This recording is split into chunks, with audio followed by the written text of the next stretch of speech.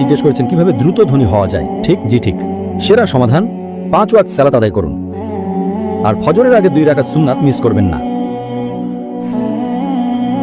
জানেন কেন? মানুষ যখন বিশ্বের টপ 10 জন ধনী ব্যক্তি লিস্ট করে, যুবক মানুষেরা। থামুন ভাই, আমাকে উত্তরটা দিতে দেন।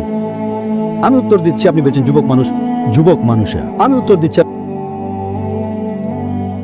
আপনি কি জানেন শীর্ষ 10 জন ধনী ব্যক্তির তালিকায় 4 নম্বরে বিল গেটস, 2 নম্বরে জেফ বেজোস, তো 3 নম্বরে জেফ বেজোস, 2 নম্বরে এলন মাস্ক, 1 নম্বরে কে? একজন মুসলিম যে ফজরের সালাত এবং সুন্নাত আদায় করে, সে এদের চেয়েও ধনী। কারণ নবী সাল্লাল্লাহু আলাইহি ওয়াসাল্লাম বলেছেন যে ফজরের 2 রাকাত সুন্নাত পৃথিবী এবং এর মধ্যে যা কিছু আছে তার চেয়েও বেশি মূল্যবান। মানুষ এসে বলে আমি 4 ওয়াক্ত পড়ি, ফজর সালাত মিস করি। আমি বললাম কেন? আমি সকালে উঠতে পারি না,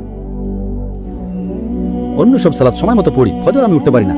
তো আমি তাকে বললাম আপনি তো একজন ব্যবসায়ী, ধরুন আমি আপনাকে বললাম কাল সকাল ভোরে 5টায় একটা ব্যবসার ডিল আছে যেখানে আপনি $1 মিলিয়ন পাবেন, আপনি কি সেই ডিলে যাবেন? আপনি বললেন হ্যাঁ, কিন্তু আপনি তো সকালে উঠতে পারেন না।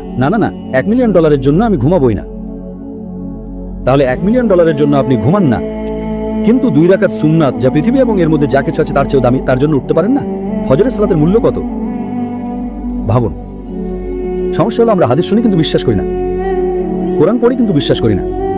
আল্লাহ বলেছেন, তাই আমি বলি আমি কখনোই আমার ফজর মিস করব না, এমনকি আমার সুন্নাতও মিস করব না। কেউ আমাকে $1 মিলিয়ন দিলেও না। হ্যাঁ, সুন্নাত পড়া ফরজ নয়। আপনাকে যেটা বুঝতে হবে, যদি আপনি সত্যিই বিশ্বাস করেন, আপনি কি জানেন সেরা ব্যবসা কোনটা? আল্লাহ সূরা বাকারা 2 নম্বর অধ্যায় 261 নম্বর আয়াতে বলেছেন, যদি আল্লাহর পথে একটা শস্য দানা দান করেন, আল্লাহ আপনাকে 7টা শীষ দেবেন এবং প্রতিটাতে 100টি করে দানা থাকবে। তার মানে একটা দানা